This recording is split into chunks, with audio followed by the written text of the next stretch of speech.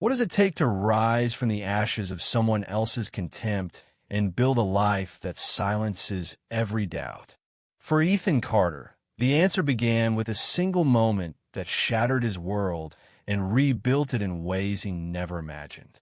Ethan grew up in a small, weathered house on the edge of a dying industrial town. The air always smelled of rust and regret, and his father, Tom, carried the weight of both. A former factory worker turned bitter recluse after the plant closed. Tom spent his days nursing cheap whiskey and his nights hurling insults at his only son.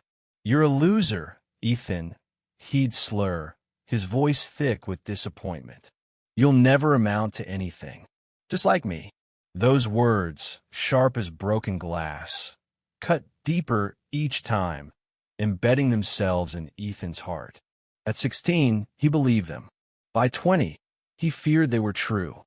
School was no refuge. Ethan was quiet, awkward, and perpetually overshadowed by his father's shadow. He excelled in math and science, but his teachers barely noticed, and his peers mocked his second-hand clothes and unwashed hair. His mother had left when he was 5, and Tom never let him forget it. "She knew you were a lost cause," he'd say, eyes glinting with cruel satisfaction. Ethan learned to keep his head down, to dream in secret. Late at night, under the dim glow of a stolen library book, he read about coding, algorithms, and the tech giants who'd risen from nothing. Those stories were his lifeline, fragile threads of hope in a world that seemed determined to crush him. By 25, Ethan had scraped together enough to move to a cramped studio apartment in Chicago. He worked odd jobs: dishwasher, delivery driver, night clerk, while teaching himself to code on a battered laptop. Every line of code he wrote felt like a rebellion against his father's voice, still echoing in his mind. He built apps, small ones at first, for local businesses. They barely paid, but each success chipped away at the weight of loser. He poured his nights into a passion project, an app designed to connect struggling freelancers with small businesses, streamlining payments and contracts. He called it Free Flow, a name that carried his unspoken dream of breaking free. One evening, as Ethan debugged code in his dimly lit apartment, a stranger knocked on his door. She was an older woman, maybe 60, with sharp eyes and a warm smile that felt oddly out of place. "I'm Clara," she said, handing him a business card. "I saw your app on a freelance forum. It's rough, but it's got potential." Clara, it turned out, was a retired tech investor who'd stumbled across Free Flow while mentoring young entrepreneurs. She wasn't just any mentor's backed some of the biggest startups in the Midwest. Ethan's heart raced. Was this a scam? A prank? But Clara's questions were precise, her interest genuine. She saw what he couldn't, a spark of brilliance buried under years of doubt. Clara became his guide, his first real ally. She connected him with developers, refined his pitch, and pushed him to dream bigger. "You're not just building an app," she told him one night over coffee. "You're building a solution for people like you people the world overlooks." Her words lit a fire in Ethan, one that burned hotter than his father's scorn ever could. For months, they worked together, polishing Free Flow until it gleamed. Clara introduced him to a venture capital firm, and in a whirlwind meeting, Ethan pitched his heart out. The investors were skeptical but intrigued. They offered seed funding enough to hire a small team and scale the app. Then came the twist no one saw coming.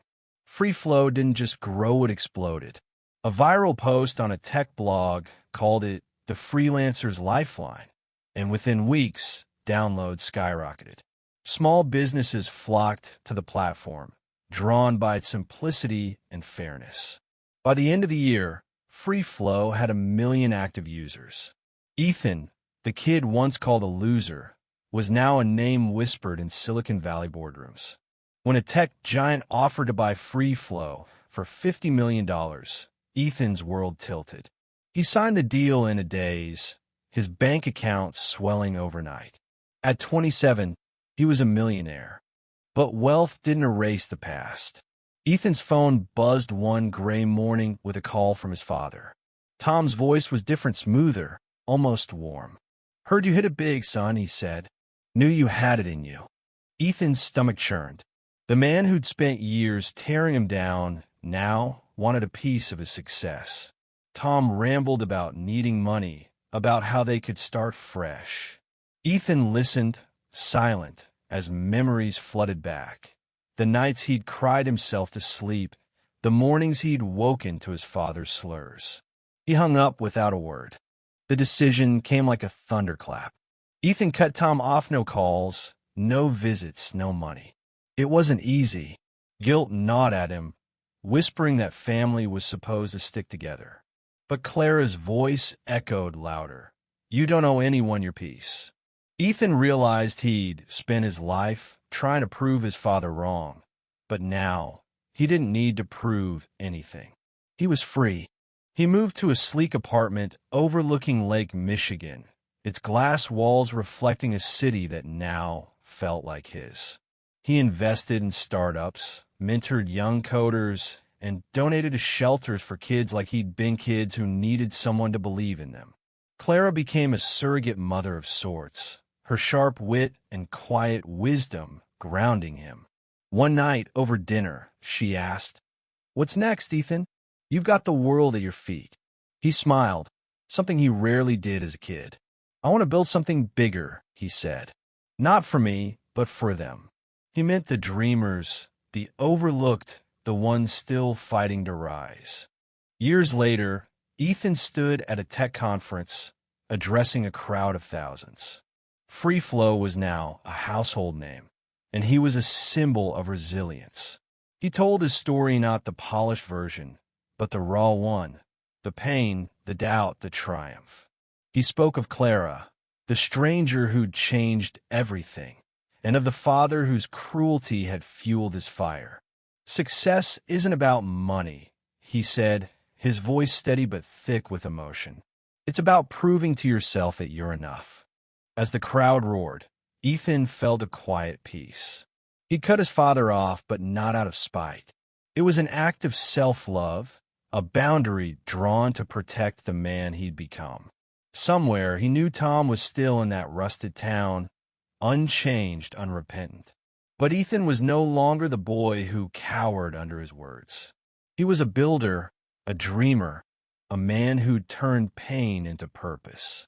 And in that moment, under the bright lights, Ethan Carter knew he'd won not just a fortune, but a life that was undeniably his.